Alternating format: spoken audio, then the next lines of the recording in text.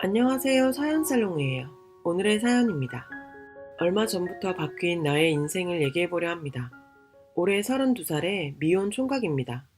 조그마한 직장에 다니는 정말 평범한 직장인이에요.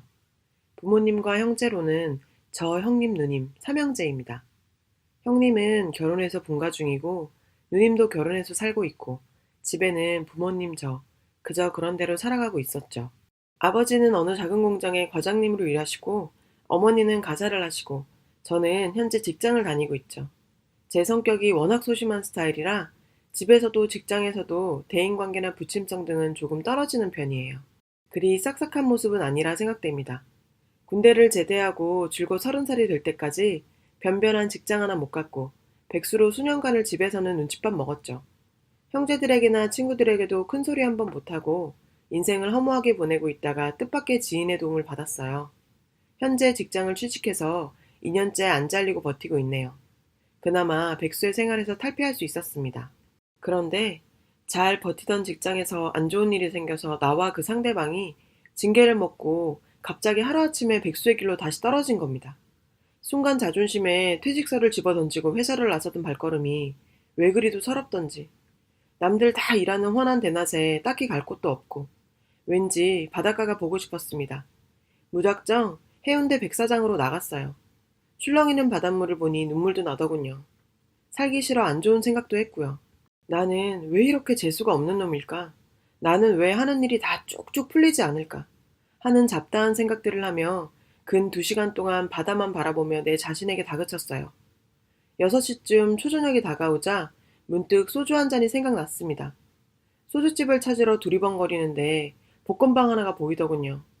평소 잘 사지도 않았지만 왠지 그날은 누가 날 이끄는 것처럼 복권을 사고 싶은 마음이 들었죠.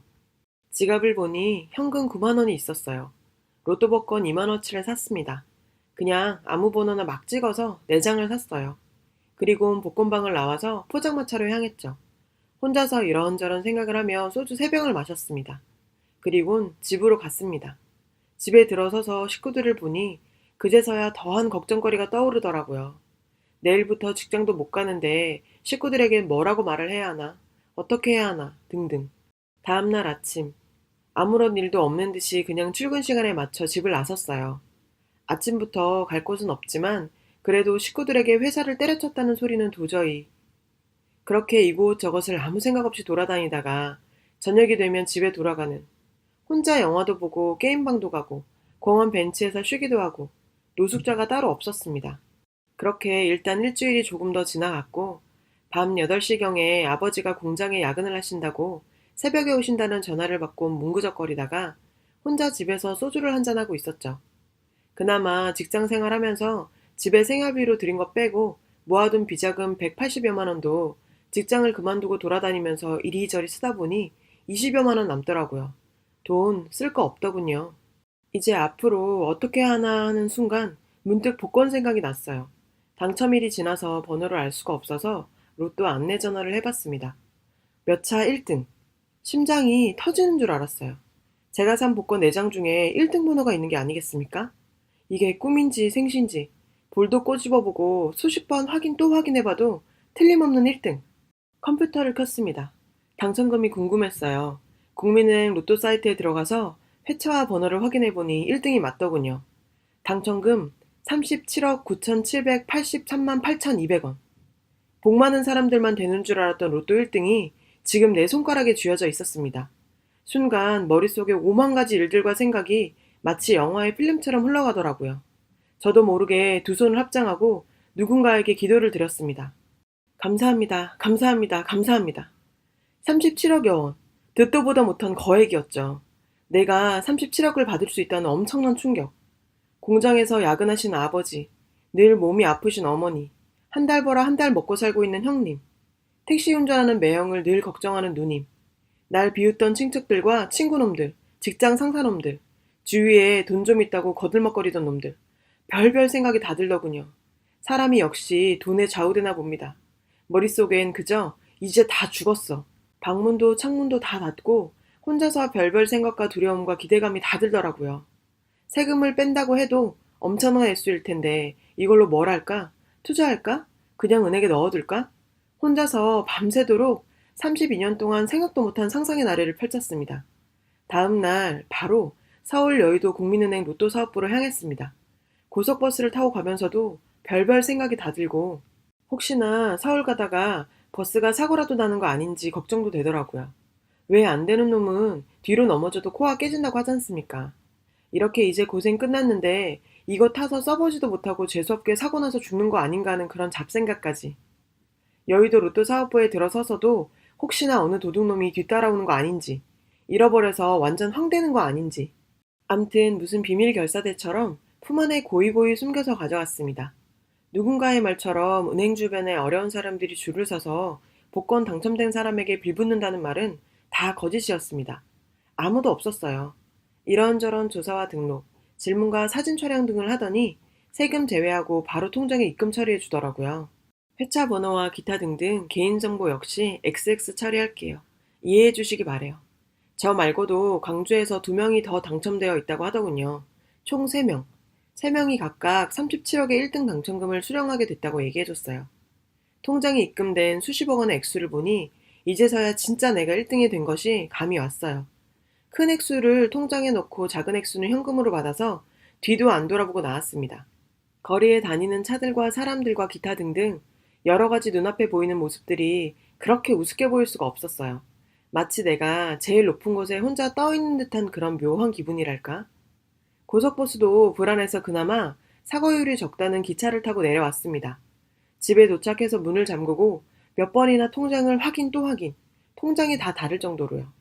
그렇게 내 32년 인생에 있을 수 없는 수십억 원을 만지게 된 것이었습니다. 그런데 이게 돈이란 게 없을 땐 누구도 도와주고 뭐도 사고 뭐도 하고 등등 생각이 들던데 막상 돈이 손에 쥐어지니까 그게 안 되더군요. 그것도 적은 액수도 아니고 수십억 원이. 고기도 먹어본 놈이 더 잘 먹는다는데 돈이 생기니까 사람이 왜인지 더 짠돌이가 되더라고요. 가족들에게 이 사실을 말했다가 가족 간에 불화라도 생기는 거 아닐까? 돈 때문에 가족도 죽이는 무서운 얘기도 들었기에 인생이 갑자기 바뀌면 좋은 일보다는 나쁜 일이 더 생긴다는데 뭘 어떻게 해야 할지 불안감이 들이닥치더라고요. 일단은 오피스텔을 하나 얻었습니다. 그리로 출근을 해야 하기에 복권이 됐다는 사실도 회사를 그만뒀다는 사실도 모두 감췄습니다. 오피스텔에서 혼자 이런저런 계획과 상상과 혼자만의 세계에서 살았습니다. 통장을 바라보며 혼자 웃기도 하고 영화의 한 장면처럼 돈다발로 혼자 온 방에다 깔아놓고 나뒹구는 모습도 상상하며 그렇게 혼자서 오피스텔을 꾸며놓고 노트북으로 게임이나 하다가 배고프면 밥 시켜 먹고 졸리면 자고 저녁이 되면 퇴근한답시고 집으로 가고 아침이면 출근한다고 혼자 오피스텔로 와서 또 혼자만의 아무 걱정거리 없는 나태함에서 무료하기도 하고 신나기도 하고 지루하기도 하고 묘하기도 한 그런 나날들을 보냈습니다. 뒹굴다가 무료하면 백화점 가서 쇼핑이나 하고 돌아오고 그렇게 3개월을 살다 보니 오피스텔은 어느덧 없는 거 없이 혼자 1년을 외출 안 하고 그 속에 처박혀 살아도 될 만큼 5만 가지 물건들로 가득 차 있었죠. 그때까지도 복권 1등 당첨은 비밀이었습니다. 근데 그때부터 일이 꼬이기 시작했어요. 아버님이 공장에서 갑자기 쓰러지셨어요.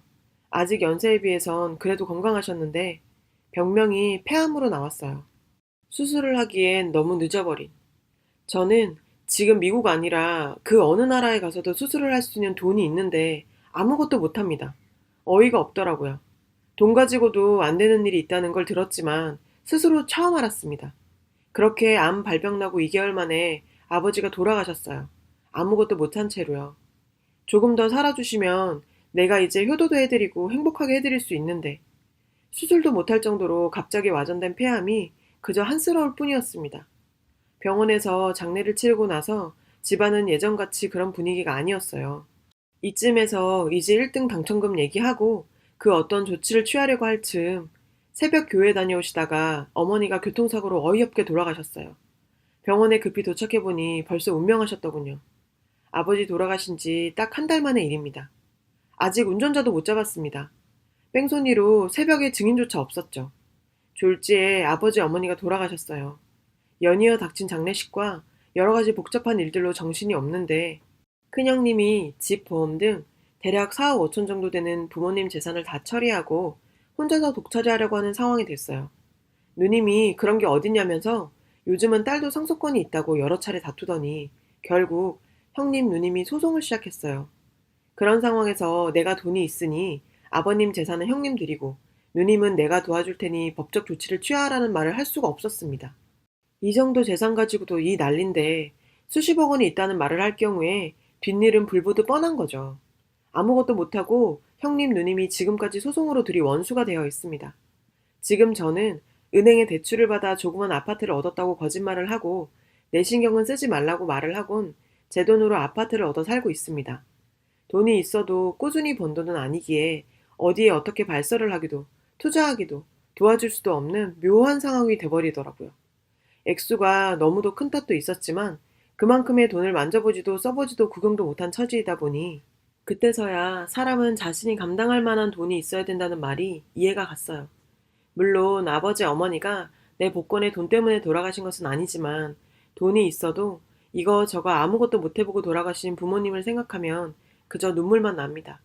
인생 역전. 물론 인생 역전이 되긴 했어요. 돈도 다 써보지 못할 정도로 가지고도 있습니다. 그런데 희한하게 생활은 그 전이나 지금이나 별로 달라진 게 없어요. 그저 몰래 몰래 쓸 거 쓸 수 있다는 마음만. 로또 1등 당첨된 분들이 다 저같이 된 거 아니겠지만 복권 당첨돼서 돈 많아지면 정말 행복할 줄 알았고 모든 것이 즐거울 줄 알았어요. 그런데 그게 아니더군요. 지금도 작은 아파트에 살지만 그 어느 한 가지도 마음대로 펑펑 못 써봅니다. 갑자기 없던 사람이 펑펑 쓰다 보면 누군가 의심해서 그 어떤 나쁜 일이 일어날지 말란 법이 없으니까 늘 불안감과 초조감에 하루하루를 살아갑니다. 그렇다고 이 많은 돈을 어디다가 기부하고 맘 편히 살자니 그것도 쉽진 않네요. 로또 복권 1등 한 방에 인생 역전. 다 좋은 것만은 아닙니다. 차라리 없는 살림에 누군가 아파서 없는 돈에 치료라도 하고 한 가족 건강하게 오래오래 사는 게 더 행복하지. 절대 돈 있으면서 부모님 병도 못 고치는 그 안타까운 일은 차라리 없는 이만 못한 것 같습니다. 돈이란 게 없는 것보다는 있는 게 더 낫긴 하지만 자신이 감당이 될 만큼만 있어야 행복한 것 같네요. 액수만 많다고 절대 행복하고 같이 연결되는 건 아니더라고요. 오늘은 더 엄마 생각이 많이 납니다. 긴 글 읽어주셔서 감사합니다. 여러분, 사연 댓글에 응원과 현명한 조언 부탁드려요. 좋아요와 구독은 저에게 큰 힘이 됩니다. 오늘도 좋은 일 가득하세요.